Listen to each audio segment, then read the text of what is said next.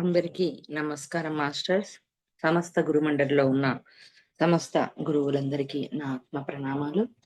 సద్గురు తపస్వి మహారాజ్ జీవిత చరిత్రలో 33వ అధ్యాయము గురునానక్ కృష్ణ పరమాత్మ దత్తాత్రేయుల సందర్శనం. హరిదాస్ లాల్ దాసుల కోసం నిర్మించబడ్డ గదిలో నివాసం ఏర్పరచుకున్నాడు హరివంశ. అతని సన్యాస జీవితపు మొదటి దశ ఆరంభమైంది. తపస్వి తిరిగి ఆశ్రమానికి చేరుకున్న వార్త తెలిసి అమ్మ ఇతర భక్తులు ఆయనను దర్శనానికి వచ్చారు. వారందరికీ హరివంశను ప్రేమపూర్వకంగా పరిచయం చేశాడు తపస్వి. పిల్లవాడి పూర్వజన్మ వృత్తాంతాన్ని తెలియచేసి అతడు మరో కొత్త శరీరాన్ని ధరించిన తన కుమారుడి అని వారందరికీ చెప్పాడు. ఆ మాటలు విని అందరూ ఆశ్చర్యపోయాడు. అమ్మ ఇతర భక్తులు హరివంశను ప్రేమగా చూడడం ప్రారంభించాడు. బాలుని కంటికి రెప్పలా కాపాడుతూ వచ్చాడు. తపస్విజీ కుర్రవాన్ని హరివంశ అని కాకుండా కుమార అని పిలిచేవాడు. హరివంశ తపస్విని బయటికి గురు మహారాజాన్ని సంబోధించిన మనసులో మాత్రం పితృభావమే కలిగి ఉండేవారు. సర్వసంగ పరిత్యాగై మహారణ్యాలలో పర్వత గుహల్లో ద్వంద్వాలకు అతీతంగా ఎన్నో సంవత్సరాలు కఠిన నియమాలతో తపస్సు చేసిన సాధు పుంగవుడు బాలుని పట్ల పితృభావంతో ప్రవర్తిస్తూ వచ్చాడంటే కనిపించిన ప్రేమ ముముక్షులకు సైతం కనిపించని పేగుబంధంతో ముడిపడి కడుపులో కదలాడుతుంది కదా. తన జీవిత కథ చెప్తూ తపస్వీజీ శిష్యులతో అనేవాడు. ఆ చిన్నారి ముద్రలకి ముఖం చూస్తూ ఉంటే నాకు ఏదో అనిర్వచనమైన అనుభూతి కలుగుతూ ఉండేది. హరివంశ ఆశ్రమానికి వచ్చి 1 సంవత్సరం గడిచింది. తపస్వి హరివంశ సంబంధం సేవించబడేవాడు. సేవకుడు గురు శిష్యుల తండ్రి కొడుకుల అనుబంధంగా అభివృద్ధి చెందుతూ వచ్చింది. అంతలో వారిద్దరూ కొంత దూరం ప్రయాణించాల్సి వచ్చింది. చాలా కాలం నుండి తపస్విని గురువుగా భావించి సేవ చేస్తున్న ఒక భక్తుడు గురువును ఖోడ్బాను కొద్ది దూరంలో ఉన్న బస్తీ అనే గ్రామానికి ఆహ్వానించాడు. అందుచేత తపస్వి బస్తీ గ్రామానికి బయలుదేరాడు. ముందు తపస్వి చంకలో బట్టల మూట, చేతిలో కమండలం పట్టుకొని హరివంశ నడిచి వెళ్తున్నాడు. దారిలో వాళ్ళకు ఒక నది దాటవలసి వచ్చింది. అప్పటికి 2-3 రోజుల క్రితం వర్షం కురవడం వల్ల నది పొంగి ప్రవహిస్తుంది. నది ఒడ్డున చిన్న తెప్పలో ఒక బెస్తవాడున్నాడు. అతను తేలిగ్గా ఉన్న ఆ తెప్పపై అవతలి గట్టుకు చేరుస్తానన్నాడు. గురు శిష్యులు నావ ఎక్కి కూర్చున్నాడు. నావను నడిపేవాడు బలమంతా ఉపయోగించి తెడ్లు లాగుతున్నాడు. అక్కడ నది వెడల్పుగా ఉంది. పైగా నది పరవళ్లు తొక్కుతూ ప్రవహిస్తుంది. నావ సరిగ్గా నది మధ్యలో వచ్చింది. తెడ్లు లాగి లాగి నావికుడు అలసిపోయాడు. వాడికి నీరసం వచ్చింది. ఇక తెప్పను ఏ మాత్రం ముందుకు లాగలేకపోయాడు. లేస్తున్న అలలకు, వీస్తున్న గాలికి తెప్ప అటు ఇటు ఊగిపోతుంది. తాము అపాయంలో ఉన్నట్టు తపస్వి హరివంశం తెలుసుకున్నాడు. వారికి ఏం చేయాలో తోచలేదు. ఇలా వాళ్ళు సతమవుతూ ఉండగా ఇంకా పెద్ద అపాయం ఎదురైంది. ప్రవాహ వేగం పెరిగింది. అది గమనించాడు నావవాడు. బాబుగారు, అయిపోయింది, అంతా అయిపోయింది. ఇక మనం బ్రతుకులు గంగపాలే. నది వేగానికి తెప్ప ముక్కలు ముక్కలైపోతుంది. మీకు చేతనైతే ఈదుకుంటూ గట్టుకు చేరి మీ ప్రాణాలు రక్షించుకోండి అని హెచ్చరించి నదిలో దూకి ఈదుకుంటూ వెళ్లి ఒడ్డున చేరుకున్నాడు. తపస్వీజీ గజ ఈతగాడు. కానీ హరివంశకు ఈత రాదు. పిల్లవాడిని అలా నిస్సహాయస్థితిలో వదిలేసి నదిలో దూకడానికి తపస్వి మనసు అంగీకరించలేదు. పరిస్థితి దారుణంగా మారింది. ప్రవాహ వేగం ఇంకా పెరిగింది. నావ అందులో చిక్కుకుంది. ఇంతలో మరో పెద్ద ప్రమాదం వచ్చి పడింది. ఎక్కడి నుంచో ఇద్దరిని చూసింది ఒక ముసలి. వాళ్ళని తినడానికి శరవేగంతో నావ వైపు ఈదుకుంటూ వస్తుంది. అది గమనించాడు తపస్వి. హరివంశ దుస్తుల మూటను నావలోని మేకుకు ఒకవైపు గట్టిగా బిగించి కట్టి, మేకు రెండవ కొసను నావకు బిగించి బట్టల మూట ఉన్న కొనను ముసలి వైపు విసిరాడు. బట్టలకు నరవాంసం ఉండడం వల్ల మనిషికి పట్టుకున్నట్టుగా భ్రమపడి మూటను నోట కరుచుకొని ఈదుకుంటూ ఒడ్డున చేరింది ముసలి. మూటకు కట్టిన తాడు వల్ల నావ కూడా ఒడ్డుకు చేరింది. ఇద్దరు నావ నుండి గట్టుపైకి దూకి బస్తీ గ్రామానికి నడిచారు. ఒడ్డున చేరి బ్రతికి బయటపడినందుకు హరివంశ ఉత్సాహంతో గంతులు వేశాడు. వాళ్ళ రాక కోసం భక్తులు ఎదురు చూస్తున్నారు. నదిలో వాళ్లకు ఎదురైన ఆకస్మిక ప్రయాణ అపాయాన్ని, దానిని వారు ఎలా ఎదుర్కొని బయటపడ్డ విధానాన్ని భక్తులకు వివరించాడు తపస్వి సమయస్ఫూర్తికి, మనోధైర్యానికి భక్తులు సంభ్రమాశ్చర్యాలు ప్రకటించాడు. అప్పుడు తపస్వి, నాయనల్లారా, ఇదంతా మన ప్రతిభే అని మనం గొప్పలు చెప్పుకోకూడదు. మృత్యుముఖం నుండి మేము బయటపడ్డామంటే, గండం గడిచి మేము ఒడ్డుకు చేయడామంటే అది భక్తులు యోగక్షేమాలు కనిపెట్టి పెట్టే కృష్ణ పరమాత్మ కృప. కృష్ణం వందే జగద్గురు అని చెప్పాడు. బస్తీ గ్రామంలో కొంతకాలం గడిపి తిరిగి కోడ్బాన ఆశ్రమానికి చేరుకున్నాడు గురు శిష్యులు. 4-5 సంవత్సరాల నుంచి ఎక్కడికి వెళ్లకుండా ఆశ్రమంలో కాలం గడుపుతున్నారు. ఈలోగా హరివంశ వంట చేయడంలో నైపుణ్యం సంపాదించాడు. గురువుకు వేళకు భోజనం వండి పెడుతూ భక్తి శ్రద్ధలతో సేవ చేస్తున్నాడు. తపస్విజీ ధ్యానంలో లేనప్పుడు తీరిక వేళలో హరివంశ దగ్గర కూర్చుకోబెట్టుకొని రామాయణ, భారత, భాగవతి కథలు చెప్తూ ఉండేవాడు. గ్రంథ పరిచయం లేని ఆ కుర్రవానికి గొప్ప గ్రంథాలలోని, పురాణంలోని తత్వసారాన్ని బోధపరుస్తూ ఉండేవాడు. గురుగ్రంథ సాహిబ్‌లోని సారాంశాన్ని కూడా చెప్పేవాడు. ఆ గ్రంథాలను చదవమని గురువు చెబితే, వాటిని అధ్యయనం చేయడంలో అంత ఆసక్తి చూపించేవాడు కాదు హరివంశ. బాలుడిని మంచి గురువు దగ్గర చేర్పించి, అతన్ని గొప్ప విద్వాంసుడిని చెయ్యాలని తపస్వీజీ కోరిక. కానీ ఆశ్రమాన్ని, గురు సాన్నిధ్యాన్ని విడిచిపెట్టనని హరివంశ మనసు అంగీకరించలేదు. ఫలితంగా గ్రంథ పఠనంలో ఆసక్తి చూపించలేదు బాలుడు. గురు సాన్నిధ్యంలో ఉంటే తెలుసుకోవలసినవన్నీ తెలుసుకోవచ్చని అతని విశ్వాసం.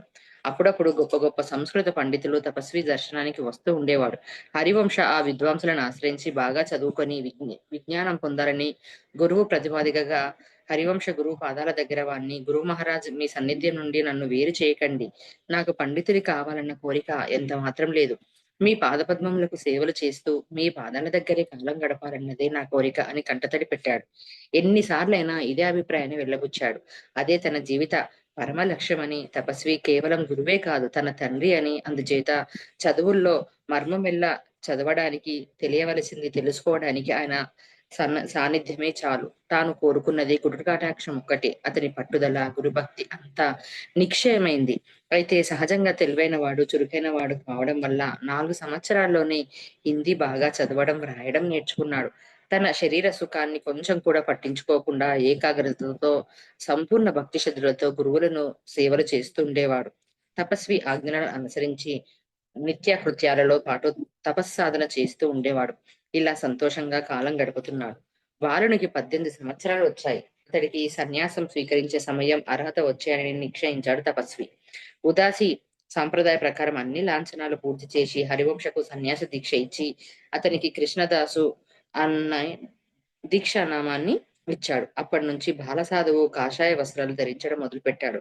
కృష్ణదాసు గురుభక్తి అనన్యమైంది, అపారమైనది. తపస్విజీ చెప్పినట్టు అతడు అచిరకాలంలోనే మహాత్ముడయ్యాడు. పూజ్య శ్రీ శంకర భాగవత్ భాగవత్ శంకర భగవత్చారుల వారిచే ఉపదేశ వాక్యం ఇది. గురువు కన్నా అధికమైన తత్వము లేదు, తపస్సు లేదు, తత్వజ్ఞానం కన్నా పరబ్రహ్మ వేరొకటి లేదు. అలాంటి గురువుకు నమస్కారం. ఇదే ఆసరగా తీసుకొని కృష్ణదాసు తపస్సాధనలో కృతకృత్యుడయ్యాడు. ఒకరోజు ఉదయం ఒక భక్తుడు వచ్చి తపస్వీజీని దర్శించి, "తపస్వి మహారాజు, నేను తమ దర్శనం కోసం, ఆశీస్సుల కోసం వచ్చాను. నా పేరు ఇంద్రనారాయణ్. నేను ఇటావాలో ఉంటాను" అని చెప్పాడు. తపస్వి నవ్వుతూ అతన్ని సాదరంగా ఆహ్వానించాడు. అతడు అడిగిన తత్వ సంబంధమైన ప్రశ్నలకు సరైన సమాధానం చెప్పాడు. ఇంద్రనారాయణ సందేహాలను నివృత్తి చేశాడు. మహాతపస్వి దర్శనమైనందుకు, ఆయన కరుణ లభించినందుకు సంతోషించాడు ఇంద్రనారాయణ. ఎన్ని రోజుల నుంచో తపస్విని దర్శించాలనుకున్నాడు. అతని రుజువర్తకకు, ఆప్యాయతకు తపస్వి కూడా సంతోషించాడు. ఒకరోజు అతన్ని ఆశ్రమంలో ఉండమని కోరాడు. కృష్ణదాసు ఇంద్రనారాయణను తన గదికి తీసుకుని వెళ్లి అతిథికి సకల మర్యాదలు చేశాడు. కృష్ణదాసు గురుభక్తి, అతని సేవా నిరతిని ప్రత్యక్షంగా చూశాడు ఇంద్రనారాయణ. సరిగ్గా మధ్యాహ్నం 11 గంటలకు గురువుకు భోజనం పెట్టాడు కృష్ణదాసు. తపస్వీజీ భోజనం పూర్తయ్యాక కృష్ణదాసు ఇంద్రనారాయణ కబుర్లు చెప్పుకుంటూ భోజనం చేశారు. వారి సంభాషణలో గురువు చాలా వృద్ధుడయ్యాడని, ఆయనకు 165 సంవత్సరాలు నిండాయని, అయితే కాయకల్ప చికిత్స పొందితే ఆయనకు యవ్వనం, శక్తి కలుగుతాయని చెప్పాడు కృష్ణదాసు. రెండవసారి కాయకల్ప చికిత్స తర్వాత ఆయన శరీరదారుఢ్యం ఎలా అభివృద్ధి చెందిందో కూడా తెలియచేశాడు. అది విని ఇంద్రనారాయణ చికిత్స పొందడానికి తపస్వీజీ ఎందుకు ఉపేక్షిస్తున్నారని అడిగాడు. చికిత్సకు ప్రత్యేకంగా ఒక కల్పకుటీరం అవసరమని, అందుకు కొన్ని వేల రూపాయలు ఖర్చవుతాయని, అయితే దేనికైనా గురువు గారు దేయి అని ఎవరిని అడగరని చెప్పాడు కృష్ణదాసు. ఇంద్రనారాయణ ధనధాన్యాలకు లోటు లేని పెద్ద భూస్వామి. సమస్త ఇష్ట పదార్థాలు సమర్పించి గుణవంతులను పూజించాలన్న ఆ అర్థోక్తిని అనుసరించి గురువు కాయకల్ప చికిత్సకు కావలసిన అన్ని సదుపాయాలను సమకూర్చడానికి, అందుకయ్యే ఖర్చు భరించడానికి, ఎంత ధనమైనా వెచ్చించడానికి స్వయంగా తానే సేవలను అందించడానికి సిద్ధపడ్డాడు సంస్కారం కల ఇంద్రనారాయణ. ఆ రోజు సాయంకాలం ఆశ్రమం బయట కూర్చున్న తపస్విని దర్శించి, "గురు మహారాజ్, మీరు బాగా చిక్కిపోయారు. మీ శరీర ఆరోగ్యం కోలుకోవడానికి, కాయకల్ప చికిత్స చేయించుకోవడానికి ధనం లేకపోయినా వల్ల, ఇతర ఇబ్బందుల వల్ల వాయిదా వేసుకుంటున్నారని కృష్ణదాసు నాతో చెప్పాడు. కేవలం ధనం కోసమే మీరు కాలయాపన చేస్తూ ఉంటే అందుకు కావలసిన ధనం సమకూర్చడానికి మాత్రమే కాకుండా సేవ చేయడానికి ఈ సేవకుడు సిద్ధంగా ఉన్నాడు. నేను ఇటావాలో నివసిస్తున్నాను. మీ దయ వల్ల నాకు ఒక పెద్ద తోట ఉంది. భగవంతుని దయ వల్ల నాకు పాడి పంటలు, ధనధాన్యాలు లోటు లేదు. నన్ను కరుణించి చికిత్స పూర్తి అయ్యేంత వరకు మీ నివాసాన్ని ఇటుకు మార్చితే చికిత్స కావలసిన అన్ని సదుపాయాలు నేను స్వయంగా చేస్తాను. కల్పకుటీరాన్ని నిర్మిస్తాను. ఇంకా మీరు ఏమి ఆదేశిస్తే అది చేస్తాను. దయచేసి నాకు ఆ అవకాశాన్ని ఇప్పించండి. నా విన్నపాన్ని మన్నించండి అని ఎంతో వినయంగా విన్నవించాడు. అప్పుడు తపస్వి, కుమారా, నన్ను ఆదుకోమని పరమశివుడే నీకు ప్రేరణ కలిగించాడు. నీ మాట కాద కాదనవద్దని కృష్ణదాస్ కూడా వెనక నుండే సైగ చేస్తున్నాడు. అందుచేత మీ ఇష్ట ప్రకారమే కానివ్వండి అని జవాబు చెప్పాడు. ఈ అవకాశం లభించినందుకు ఇంద్రనారాయణ ఉప్పొంగిపోయాడు. స్వామితో, ధన్యుణ్ణి గురు మహారాజ్, ధన్యుణ్ణి. తమరు నా కోరిక మన్నించారు. కృష్ణదాసు చూస్తున్న అనురాగంతో నన్ను కూడా చూడండి. అదే నేను కోరుకునేది. నేనిప్పుడు ఇటావా వెళ్ళి వారం రోజుల తర్వాత తిరిగి వచ్చి నా సొంత కారులో మీ ఇద్దరిని మా ఇంటికి తీసుకువెళ్తాను. ఈలోగా మా ఉద్యానవనంలో గల అతిథి గృహాన్ని మీకు విడిదిగా ఏర్పాటు చేస్తాను. ప్రస్తుతం నాకు సెలవిప్పించండి అని చెప్పి గురువుకు పాదాభివందనం చేసి కృష్ణదాసుతో, చిన్న స్వామి, నన్ను మీ సోదరిగా భావించండి. మీ దేహారోగ్యం చక్కబడే వరకు ఆ మహనీయుని దగ్గర కలిసి సేవలు చేద్దాం. మరి నేను వెళ్ళి వస్తాను. మళ్ళీ కలుద్దామని చెప్పి వెళ్ళిపోయాడు. ఇచ్చిన మాట ప్రకారం రావు బహదూరు ఇంద్రనారాయణ తన కొత్త కారులో ఆశ్రమానికి వచ్చాడు. వృద్ధ తపస్వి కారులో కూర్చున్నాడు. గురువు కమండలాన్ని చేతపట్టుకొని కృష్ణదాసు వెళ్లి ఆయన పక్కన కూర్చున్నాడు. తపస్వీజీ కృష్ణదాసు కారులో ప్రయాణం చేయడం అదే మొదటిసారి. కొన్ని గంటల్లో ఇటావా చేరుకున్నాడు. తన బంగ్లాకు దగ్గరలో ఉన్న తోటలోని అతిథి గృహంలో గురు శిష్యులకు బస ఏర్పాటు చేశాడు ఇంద్రనారాయణ. తపస్వి చెప్పిన నమూనా ప్రకారం తోటలో కల్పకుటీరాన్ని నిర్మించాడు. కృష్ణదాసు సహకారంతో కాయకల్ప ఔషధాన్ని తయారు చేసి ఒక జాడిలో భద్రపరిచారు తపస్వి. ఒక శుభదినాన కల్పకుటీరంలో ప్రవేశించాడు. ఆ రోజు నుంచి చికిత్స పూర్తయ్యే వరకు అదే ఆయన నివాసం. ఔషధం ఔషధం వాడి భద్రంగా కల్పకుటీరం ఉంచబడింది. ఇంద్రనారాయణతో, కుమార, నా చికిత్సకు కావలసిన సదుపాయాలు నువ్వు చాలా చక్కగా చేశావు. 40 రోజులు ఈ కుటీరంలోనే ఉంటాను. కృష్ణదాస్ ఒక్కడి ప్రతిరోజు వచ్చి నా అవసరాలు చూస్తూ ఉండాలి. గదికి బయట తాళం వేయాలి. నేను లోపల గడియ పెట్టుకుంటాను. కృష్ణదాసు సూర్యోదయం వెళ్ళకప్పుడే పితికిన ఆవు పాలతో వచ్చి వాటితో ఔషధ మోతాదు ప్రకారం కలిపి నాకివ్వాలి. వెంటనే బయటికి వెళ్లి తలుపుకు తాళం వేయాలి. ఎవ్వరూ గదికి దగ్గరికి రావడం, శబ్దం చేయడం జరగకూడదు. దానికి కారణం మరేమీ లేదు. నేను నిద్రపోతాను లేదా ధ్యానం చేసుకుంటాను. అందుకు నిశ్శబ్ద వాతావరణం అవసరం అని వివరం చెప్పాడు స్వామి. కృష్ణదాసు మరుసటి రోజు ఉదయాన్నే ఆవు పాలు తీసుకుని నిర్ణీత సమయానికి వచ్చి తలుపు తాళం తీసి కుటీరంలో ప్రవేశించి మోతాదు ప్రకారము ఆవు పాలతో ఔషధాన్ని కలిపి తపస్వికి అందించాడు. వెంటనే బయటికి వచ్చి తలుపు తాళం వేశాడు. 40 రోజులు క్రమం తప్పకుండా ఇదే విధంగా అనుసరించబడింది. కల్పకుటీరం చికిత్సకు తగ్గట్టుగా దృఢంగా వెచ్చగా ఉంది. గదికి కిటికీలు లేవు. కల్పకుటీరం కలంగది నదికి దగ్గరలో ఉంది. కృష్ణదాసు ఆ నదిలో స్నానం చేస్తూ ఉండేవాడు. రాహుల్ బహదూర్ ఇంద్రనారాయణతో కలిసి భోజనం చేస్తూ ఉండేవాడు. కృష్ణదాసును సోదర ప్రేమతో చూస్తున్నాడు రావు బహదూర్. చికిత్స మొదలుపెట్టి 20 రోజులు గడిచాయి. కానీ ఔషధం యొక్క ఫలితం కనిపించలేదు. ఎండ స్పృశించి శరీరంతో అభివృద్ధి సూచనలు కనిపించలేదు. అందుకు తపస్వి కాస్త కలవరపడ్డాడు. ఆ చీకటి గదిలో నిద్రపోవడానికి శయ్యపై మేను వాల్చారు. అర్ధరాత్రి దాటింది. అయినా కంటిపై కునుకులేదు. హఠాత్తుగా ఒక్కసారి గది దివ్యకాంతితో నిండిపోయింది. చటుక్కున లేచి కూర్చున్నాడు. దివ్య మంగళ రూపంతో గురునానక్ ప్రత్యక్షమయ్యాడు. గురునానక్ మహారాజ్ ఆకస్మిక గమనానికి తపస్వి పొంగిపోయాడు. గౌరవపూర్వకంగా నమస్కరించాడు. తపస్వి, నిన్ను నాతో తీసుకుని వెళ్ళడానికి నేను ఇక్కడికి వచ్చాను. ఇద్దరం కలిసి కృష్ణ భగవాన్ని దర్శించుకుందామని గురునానక్ చెప్పాడు. ఆ మాటలు వినగానే తపస్వికి ఒక దృశ్యం కనిపించింది. ఆ దృశ్యంలో తపస్వి గురునానక్ కుటీరం బయట వచ్చారు. ఇద్దరు కొంత దూరం నడిచి ఒక చెట్టు దగ్గరికి వెళ్ళాడు. చెట్టు కింద ప్రసన్న వదనంతో నిలబడ్డ కృష్ణ పరమాత్మను దర్శించాడు. తపస్వి పరమాత్మ పాదపద్మములకు నమస్కరించాడు. దివ్య తేజస్సుతో చిరునవ్వు చింది ముఖంతో మాధవుడు తపస్విని పరామర్శించి పరామర్శించి ఏం తపస్వి, విచారంగా ఉన్నావేంటి? చికిత్స వల్ల ఫలితం కల్పించలేదనేగా నీ కలవరం. దిగులు పడకు. రేపు ఉదయం నుండి మందు ఫలితం చూపడం మొదలవుతుంది. నువ్వు తిరిగి యవ్వనాన్ని, శక్తిని పుంజుకుంటావు. అనవసరంగా మనసు పాడు చేసుకోకు అని హితవాక్యాలు పలికారు. గురునానక్ సమక్షంలో కృష్ణ పరమాత్మ పాదాలపై పడ్డాడు. ఇద్దరు దివ్య పురుషుల సాన్నిధ్యంలో ఉన్నందుకు పొంగిపోయాడు. అద్భుతమైన ఆ దృశ్యం అంతలోనే మాయమైంది. కళ్ళు తెరిచి చూశాడు. తాను ఒంటరిగా చీకటిలో కూర్చొనున్నాడు. మరుసటి రోజు తెల్లవారేసరికి ఆవు పాలు తీసుకొని వచ్చి తలుపు తాళం తీశాడు కృష్ణదాసు. ఔషధం, పాలు కలిపి తపస్వికి ఇచ్చాడు. గత రాత్రి జరిగిన అద్భుత సంఘటన గురించి కృష్ణదాస్‌కు చెప్పాడు. చికిత్స ఫలిస్తుందని కృష్ణ పరమాత్మ రుడిగా చెప్పినందుకు కృష్ణదాసు సంతోషించాడు. అంతలో అకస్మాత్తుగా తపస్వికి తలపై దురద పుట్టి గోకడంతో జడలు కట్టిన తెల్లని జుట్టు పూర్తిగా రాలి కింద పడింది. దురద పుట్టి గోకడంతో గడ్డం, మీసం కూడా రాలిపోయాయి. అలా తల, గడ్డం, మీసం గోకుతూ ఉంటే వెంట్రుకలన్నీ రాలిపోయి శిరస్సు, ముఖం నున్నగా మారాయి. దగ్గర నిలబడ్డ కృష్ణదాసు నిగనిగలాడుతున్న తల, నున్నటి ముఖంపై మెరిసిపోతున్న గురువుని చూసి తనను తానే నమ్మలేకపోయాడు. ఆనందం పట్టలేక గురువు శిరస్సు, గడ్డం, ముఖము తడిమి చూశాడు. ఎక్కడ ఒక వెంట్రుక కూడా లేదు. అంతేకాదు ఆయన శరీర ఛాయ లేత గులాబీ లేకుండా మృదువుగా ఎర్రగా ఉంది. శరీరం మీద, ముఖం మీద కనీసం ఒక్క ముడత కూడా లేదు. శరీరం అంతా అందంగా మెరుస్తుంది. కంటి చూపు మెరుగైంది. చెవులు చక్కగా వినబడుతున్నాయి. కృష్ణ పరమాత్మ దయ వల్ల ఔషధం తప్పకుండా ఫలిస్తుందని, ఇస్తుందని తపస్వికి తెలుసు. కానీ ఇదంతా కృష్ణదాసుకు మాత్రం అగమ్య గోచరంగా ఉంది.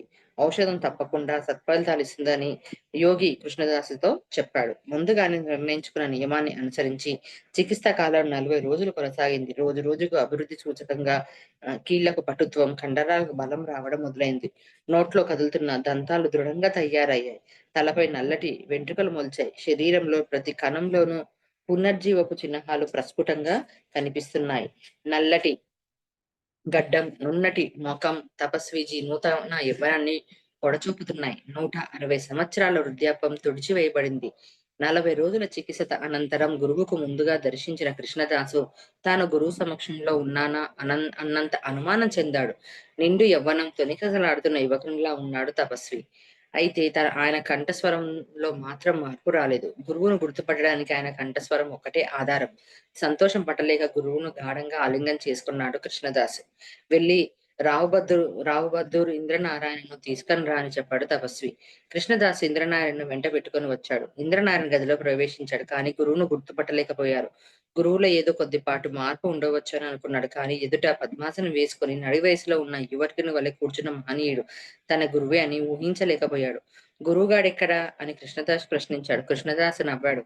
గురూజీ ఎక్కడ ఉన్నారు అని అడిగితే నవ్వుతావేంటిది అని కృష్ణదాసుని అడిగాడు. అతని అవస్థను చూసి తపస్వి కుమారా ఇలా వచ్చి కూర్చో అని ఇంద్రనారాయణ పిలిచారు. ఆయన కంఠస్వరం పోల్చుకున్నాడు ఇంద్రనారాయణ. నువ్వు కోట్బా నుండి ఇటావా తీసుకొని వచ్చిన వృద్ధ సాధును నేనే.